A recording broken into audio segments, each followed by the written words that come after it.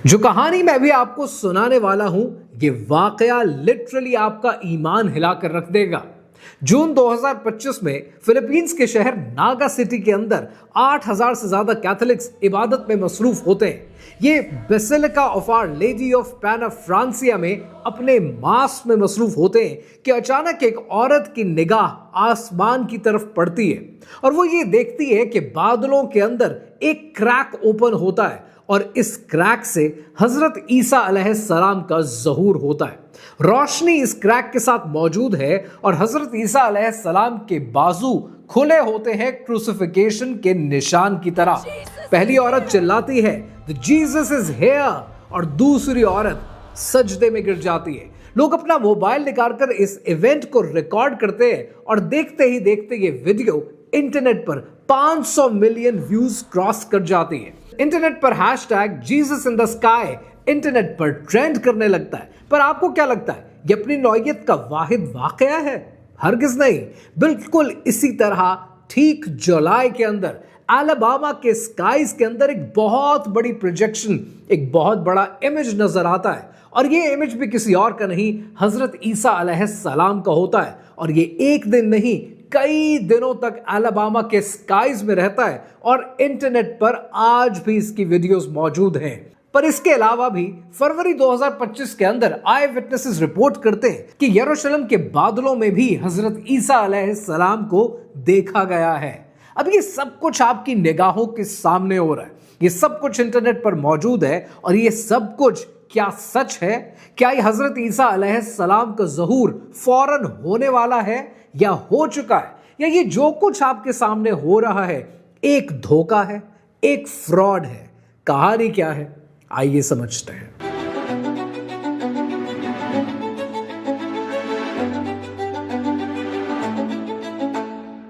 ये कहानी शुरू होती है सन 1994 में, जब कनाडा का एक जर्नलिस्ट सर्गी मोनास्त एक धमाकेदार विसल ब्लोइंग करता है और वो दुनिया के सामने एक बहुत बड़ा नाम लेता है और वो नाम है नासा का प्रोजेक्ट ब्लू बीम। सर्गी मोनास्त के मुताबिक दुनिया के एलीट्स दुनिया के ऊपर एक न्यू वर्ल्ड ऑर्डर को इंपोज करना चाहते हैं और वो ये काम 4 स्टेजेस में करने वाले हैं। जब आप इन 4 स्टेजेस का सुनेंगे आपके रोंगटे खड़े हो जाएंगे, क्योंकि स्टेज 1 से आगे दुनिया बढ़ चुकी है और हम नोट तक नहीं करते। सर्गी मोनास्त कहता है कि पहली स्टेज के अंदर आर्कियोलॉजिकल डिस्कवरीज करके मज़ाहिब को डिस्क्रेडिट किया जाएगा। ये काम आप ऑलरेडी होता हुआ देख चुके हैं कि आपको गलत कार्बन डेटिंग के जरिए millions and billions of year old fossils बताए जाते हैं, डायनासोर्स बताए जाते हैं और हम मिनोअन उस पर ईमान ले आते हैं। सर्गी मोनास कहता है कि दूसरी स्टेज के अंदर आसमान पर बड़े बड़े होलोग्राम्स दिखाए जाएंगे और ये होलोग्राम्स हजरत ईसा अलैहिस्सलाम के होंगे, बुद्धा के होंगे और दुनिया को पुश किया जाएगा एक सिंगल यूनिफाइड गॉड की तरफ। स्टेज 3 के अंदर एल्फ वेव्स के जरिए इंसानों के दिमागों तक, उनके स्कल तक पहुंचा जाएगा और एक टेक्नोलॉजी का इस्तेमाल किया जाएगा। इस टेक्नोलॉजी के बारे में मैं बात करता हूं इस वीडियो के आखिर में। और स्टेज 4 के अंदर इस दुनिया में ह्यूमैनिटी को यूनाइट किया जाएगा अंडर वन टायरेंट। सर्गी मोनास ने तो यूनाइटेड नेशंस को, नासा को एंटी क्राइस्ट डिक्लेयर किया है, लेकिन हैरानगी की बात यह है कि ये सारे इंकशाफात सर्गी मोनास 1994 में करता है, फिर 1996 में उसे गिरफ्तार कर लिया जाता है और जब वो गिरफ्तार होता है उसे हार्ट अटैक हो जाता है और अचानक मिस्टीरियसली उसकी मौत हो जाती है। उसकी मौत के बाद उसकी कोई बायोप्सी नहीं होती, कोई रिपोर्ट नहीं लिखी जाती और केस को हमेशा के लिए बंद कर दिया जाता है। हजरत ईसा अलैहिस्सलाम के ज़हूर के बारे में दुनिया के तमाम बड़े मज़ाहिब मानते हैं कि हजरत ईसा अलैहिस्सलाम दोबारा इस दुनिया में आएंगे। सही बुखारी की अहादीस के मुताबिक हजरत ईसा अलैहिस्सलाम का ज़हूर होगा और वो 2 फरिश्तों के साथ दमिश्क में पहुंचेंगे और वो मसीहुद दज्जाल का खात्मा करेंगे और इस दुनिया में इंसाफ कायम करेंगे। क्रिश्चियनिटी के मुताबिक हजरत ईसा अलैहिस्सलाम आसमान से सफेद घोड़े पर आएंगे और उनकी आंखों में आग होगी। Now I am quoting revelation 19:11। लेकिन जूडाइज्म का भी ये मानना है कि एक मसीहा आएगा जो उनका निजात दहिंदा होगा।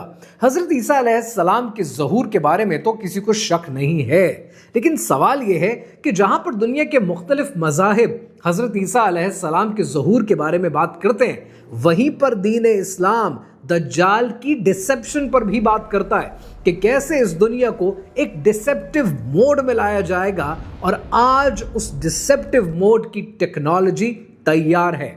अब सवाल यह है कि कौन सी टेक्नोलॉजी का इस्तेमाल होगा और क्या वो टेक्नोलॉजी ऑलरेडी मौजूद है। सरगी मोनास्त अपने मरने से पहले एक बड़ी इंपॉर्टेंट बात की। उसने इशारा किया कि इस काम को करने के लिए दुनिया में कौन सी टेक्नोलॉजीज इस्तेमाल होंगी। पहला उसने नाम लिया हार्प का। प्रोजेक्ट हार्प के बारे में मैं पहले भी तफसील से बात कर चुका हूं, लेकिन दूसरा उसने नाम लिया वॉइस टू स्कल ट्रांसमिशन का, और उसने एक पेटेंट का जिक्र किया। मैं इस पेटेंट को पढ़ना शुरू हो गया, और जब मैंने इसको स्टडी किया मैं हैरान रह गया कि ये पेटेंट ऑलरेडी 1989 में इशू कर दिया गया है, कि जहां पर बगैर स्पीकर के आवाज आपके दिमाग तक पहुंचाई जा सके, इसे वॉइस टू स्कल ट्रांसमिशन कहते हैं। लेकिन ये अकेला एक पेटेंट नहीं है, इस जैसे 3 पेटेंट और हैं, और ये तीनों मैं स्क्रीन पर आपके लिए दिखाऊंगा। इनको गूगल पे सर्च भी कर लेना, और ये आपके लिए जानने बहुत जरूरी है। Other than this particular patent of 1989 there is another patent, और ये इशू किया गया 1976 में। और ये करता क्या है? ये एक ऐसा अपरेटस है कि जो ऑल्टरिंग ब्रेन वेव्स क्रिएट करता है और आपको रिमोट न्यूरल मॉनिटरिंग में लेकर जाता है। इसी जैसा एक और पेटेंट है, और ये पेटेंट 1992 में इशू किया गया। यानी ये टेक्नोलॉजी ऑलरेडी एग्जिस्ट करती है। जब भी आप प्रोजेक्ट ब्लू बीम का जिक्र सुनेंगे, आप एल्फ वेव्स का जिक्र सुनेंगे। वैसे तो एल्फ वेव्स सबमरीन कम्युनिकेशन के लिए इस्तेमाल होती है, लेकिन जो एल्फ वेव्स 3 से लेकर 30 हर्ट्ज तक काम करती हैं, ये ELF waves voice to skull transmission के लिए इस्तेमाल की जाती है, और इसको उर्फे आम में गॉड्स वॉइस भी कहा जाता है। लेकिन एक जो तीसरा पेटेंट है, ये ऑलरेडी दुनिया में इस्तेमाल भी हो चुका है। ये पेटेंट 2002 में इशू किया गया, और इस पेटेंट का काम क्या है? ये radio frequency hearing effect create करता है, और इसे ऑलरेडी इराक वॉर में इस्तेमाल किया जा चुका है, जहां पर इराकी फौजियों तक ये कम्युनिकेशन किया गया, ये आवाज भेजी गई बगैर स्पीकर के, जो उनके स्कल तक पहुंची कि अल्लाह सुब्हाना व तआला चाहता है कि तुम सरेंडर कर दो। Can you imagine? These technologies already exist. मैं हैरान होता हूं कि सब कुछ हमारी निगाहों के सामने है, लोग सवाल क्यों नहीं पूछते? अब जो बात मैं आपको बताने वाला हूं, लिटरली आपके पांव के नीचे से जमीन निकल जाएगी। नासा से अक्सर जब इन प्रोजेक्शंस के बारे में सवाल होता है, तो नासा का कहना यह होता है कि ऐसा कुछ नहीं है, ये एक साइकोलॉजिकल फिनोमिनन है, और इसे पैराडोलिया कहते हैं, कि इंसान खुद से कोशिश कर रहा होता है बादलों में कोई शक्ल ढूंढने की, और जब कोशिश करता है उसे मिल जाती है। अब इस लॉजिक को दुनिया के बहुत से लिबरल्स मान लेते हैं कि साइकोलॉजी ने कह दिया है तो बिल्कुल ठीक कहा, और नासा तो हम सवाल ही नहीं कर सकते, नासा तो हमारा दीनो ईमान है। लेकिन कोई यह सवाल क्यों नहीं करता कि जहां कहीं हजरत ईसा अलैहिस्सलाम को बादलों में इस तरीके से देखा गया है, कभी हमने उसके कोऑर्डिनेट्स को स्टडी करने की कोशिश की है?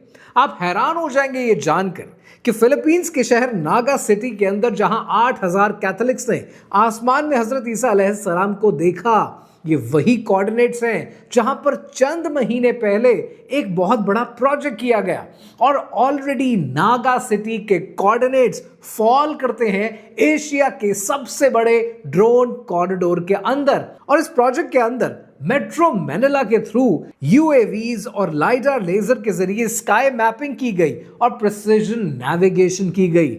रही बात अलबामा की, तो अलबामा तो ऑलरेडी डेड सेंटर है प्रोजेक्ट मैवन का, और वहां पर एआई की टेस्टिंग की जाती है। इनफैक्ट ये ग्राउंड जीरो है FAA के सर्टिफाइड ट्रेनिंग और कमर्शियल ऑपरेशंस का, और ड्रोन जेन्युइटी का ग्रेटर मंटगोमरी प्रोग्राम यहीं पर ऑपरेट करता है। तो आपको फिर कहानी समझ में आने लगती है कि आपको बेवकूफ बनाया जा रहा है। इस वक्त हम जिस दौर से गुजर रहे हैं, ये डिसेप्शन का दौर है। रसूल अल्लाह सल्लल्लाहु अलैहि वसल्लम ने इरशाद फरमाया, जिसका मफहूम यह है कि दज्जाल का फितना आंखों को खीरा कर देगा।